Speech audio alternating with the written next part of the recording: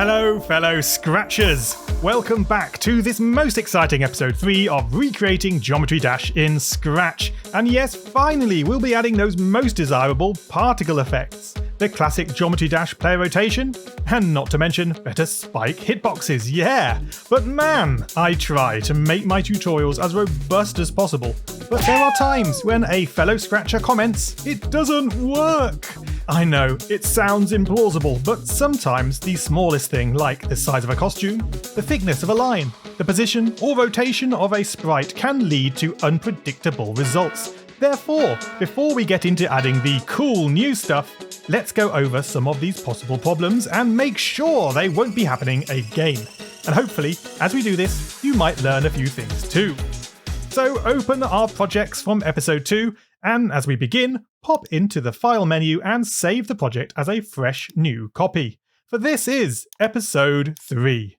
Guys, let's get bug squashing! The first bug we're going to cover is the dreaded instant death, most often due to the player being positioned too low down when the game begins, and the initial floor collision results in an instant game over.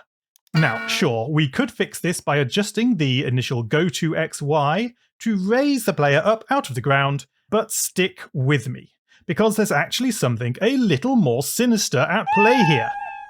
In the level sprite, when the green flag is clicked, you'll remember we created our 2 level sprite clones, and you might assume that these 2 clones will appear on the screen right away. Well, actually no, they won't make an appearance until all the other green flag scripts in our project have had a chance to run.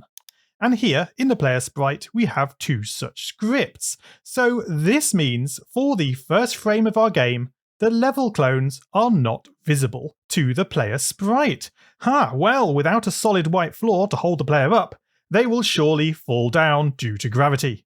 And then the level appears. But as you can see, the player is now even more embedded in the floor than before, and boom! Instant death bug all over again. The solution is to do what we should have done from the start and make sure that the level clones are created before the main game loop begins. Broadcast from the level sprite. A new message, game on, but only after the clones have been created. Then, back in our player sprite, we swap out the 2 when green flag click blocks, and we replace them with when I receive game on event receivers. Excellent! Order has been restored. Let's see if that made a difference. And what do you know? That did it for me, even with a small initial overlap. However, if you want to be absolutely sure that the positioning is good, stop the project, make the level sprite visible on the stage, and then drag the player until they are just level with the floor. Finally, copy the current Y position into the initial go to XY block, like so. Final test then, smash that green flag and double check that all is good. Bug squashed. Now this is interesting. By forcing the clones to execute their scripts before our main game loop, we have changed how our collisions play out. Once again. Previously, after a collision, the player was left overlapping the level, like this. But now we end up getting pushed back out of the wall after a collision. And this is actually a requested feature. You're welcome. But I'm not quite sure it's so desirable that it also occurs for spikes. Now, it's happening because the game over change X occurs right after the collision. So in effect, scrolls them right back out of the collision again. If we want to fix this just for the spikes, then before we broadcast game over here, slot in a change X position by, but for the opposite direction to the scroll. That's 0, subtract scroll speed. And in theory, that should do the trick. And a quick test just to confirm it. Yep, spike collisions are back to normal. And our wall collisions are still great. Well, okay. The next bug the player might experience is the falling through the floor. Nasty. Our player to floor collision detection strategy is based on collisions not with a whole solid level, but with a relatively thin white line. And if it's too thin, or the wrong colour, then the player can just drop right through. Not only that, but if the player is falling fast enough, it's possible for them to skip right over that thin line, missing the collision altogether. Oh! Right then. First thing to check is that your white lines are nice and thick. If they're just 1 pixel, then I'm afraid they often will not register as being white enough to trigger a collision. And that's not great. So try to ensure all your lines are at least 4 pixels wide. What's more, to ensure they are even solid when they are behind spikes, bring the line to the front. That will give your player the best chance to always detect a collision. Next up, we'll address the possibility of line skipping. Now notice that our player is 34 pixels tall. That means to skip over a line we'll need a speed Y of like -34 or more. So if we limit this speed, then the problem should go away. Find the player movement script. And just after we change speed Y by 4, pop in an if block. And check if speed Y is less than, and let's say -28. And if it is, then we set speed Y back to -28 once more. That's now a hard limit on the speed. Hopefully, if you had any issues with falling through the floor, then this will finally have sorted that out. Another bug squished. Hey, since we are sorting out all these little quirks, you may notice my player is appearing in front of the level. But had I dragged the level sprite last, then now the level sprite would appear in front of the player. We don't want this indeterministic behaviour. So, in the player sprite, drop in a go to front layer, right here at the top. Sweet. Anything else worth fixing up? The ceiling death bug. So, okay, this is not so much a bug as a mistake on my part. I was so into fixing up collisions that I forgot that touching the ceiling in Geometry Dash is actually considered a game over event. So, if you want that same functionality in your game, not to worry, it's dead easy. In our player movement script, after a collision, the first check is for the downward collisions, so speed Y less than 0, but otherwise this is a ceiling collision, so rather than just moving out of the collision, replace that custom block with a broadcast to game over. It's as simple as that. And I wouldn't be in the least bit surprised if you were way ahead of me and had already done just that. Let me know in the comments if you did. Right, now then, we are finally going to add in that player rotation that we've all been so eager to implement. Begin by checking that our player sprite is set to the all-around rotation mode. Now that's the first option here. Then we'll initialize the player in the game on script to start the right way up. Point in direction, leaving it set to 90 degrees. Perfect. Next, to make them rotate, we'll do this in the player movement script. Drop in a turn clockwise block as the first block in the script. And as for how much, I find 14 degrees works well for me. And now, if you smash that green flag, one of two things will happen. Either you'll be greeted by an oh-so-sweet rotating player, where they bob up and down as they rotate, following every contour of the level. Or, yes, sad. Like me now, I'm getting that instant death again. Well, to be honest, it's probably a good thing that I did, otherwise we wouldn't have this opportunity to see why I am. The added rotation, on top of me lowering down the player, has again caused the sprite to enter instant death territory. Well, the robust solution is to switch back to non-rotated costumes when looking for level collisions. Find the game loop under the Game On script, and from the motion category, find the Set Rotation Style block. Before calling the player movement script Set Rotation Style to Don't Rotate. Yeah, I left mine on left and right. That will work too, but Don't Rotate is probably better. This will keep the sprite upright for the collision checks. We just need to remember to restore the style afterwards. Set Rotation Style to All Around, so that once again the player will appear to be rotated as requested. And this is interesting. Running the project, you'll find we no longer have instant death, but we have lost that endearing bobbing up and down effect. Now we are gliding smoothly across the floor once more. Oh well, not to worry, because at the end of the day, we should only be rotating when the player is off the ground anyhow, right? When touching the ground, we need to level them off to the nearest flat surface. This is round their direction to the nearest 90 degrees. So scroll over to the player movement script. Again, the floor collisions are detected here. Set direction to. And we need the current direction. To snap this to the nearest 90 degrees, we first divide by 90. Then drop it into a round block. Finally, we multiply that back up by 90 again to find the nearest multiple of 90. Awesome! I am so excited to see this in action. Smash that green flag.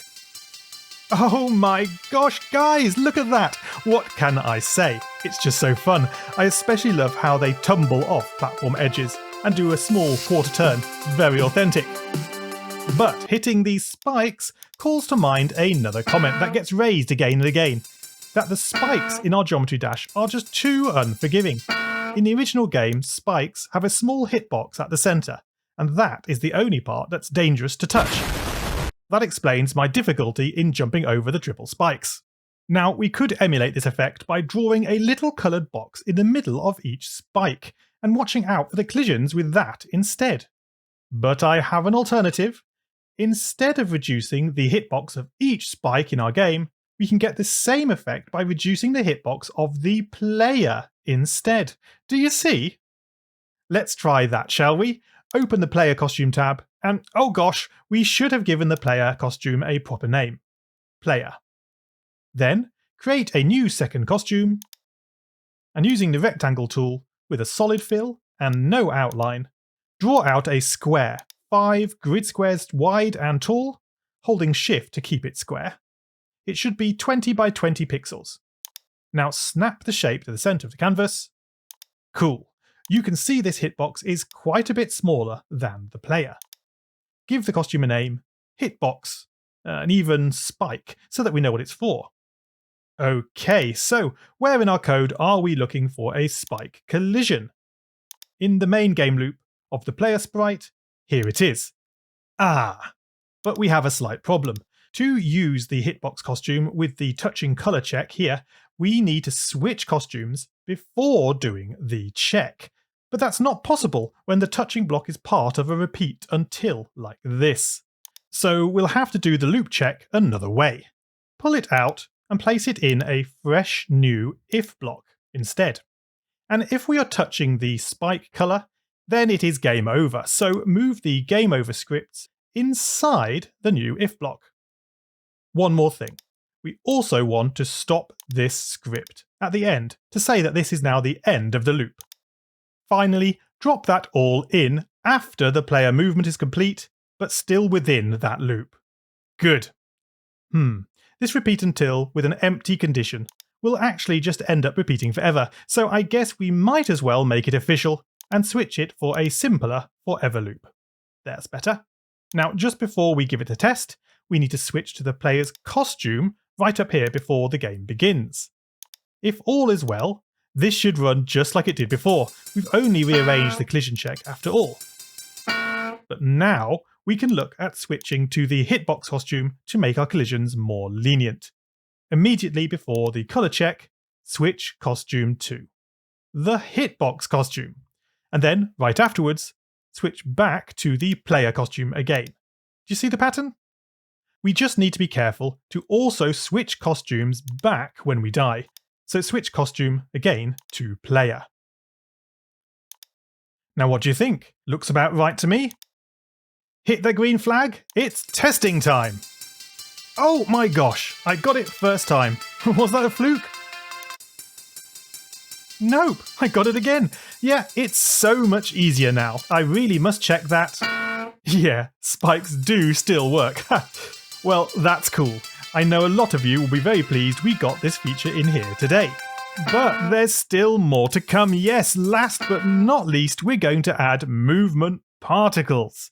Now, these transparent blocks fan out behind the player, giving the impression of speed and firm contact with the level. but they also stop being emitted as soon as the player leaves the ground. Okay, no problem. Let's begin by making a new sprite, naming it Particles. And then zoom right into the costume canvas, and we're going to draw a cyan square with no outline. The rectangle is 2 grid cells wide, that's 8 by 8 pixels. Snap it to the center, and we are ready to code. When green flag clicked, we go to the front layer,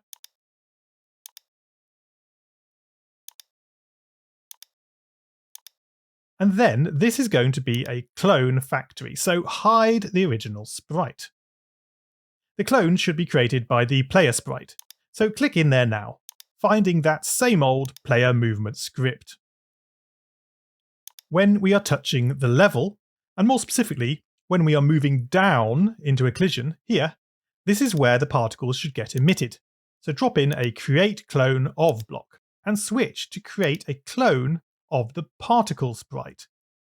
Place it right after we move out of the level. Great, so back into the particle sprite. When I start as a clone, every new particle will begin by running this script individually. Firstly, the particles want to emit from the player, so go to player. We'll move them into place.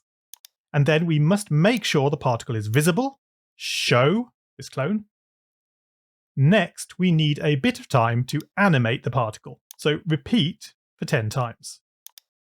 And to scroll this particle left, we change x by the variable scroll speed, of course, as always. Finally, once the 10 frames are up, we delete this clone to remove it from the screen. Hey, shall we see this in action? Hit the green flag! And there we are, a very simplified Scion trail that comes right out of the player's centre. Good news too, the trail stops when we jump in the air. Hey, let's make some improvements. From the looks category, we want the change effect by block. We can fade out the particles over time with the change ghost effect, and choose a value of around 8. Yep, that's great! How about we move the trail down to begin at the player's feet? After the initial go-to block, change x by, and move left with a change x by -10. And we move down too, using a change y by -16. And here we go! That's even better! The finishing touch is to spice it up with a little randomness to make the particles spray around more. For this we need some variables.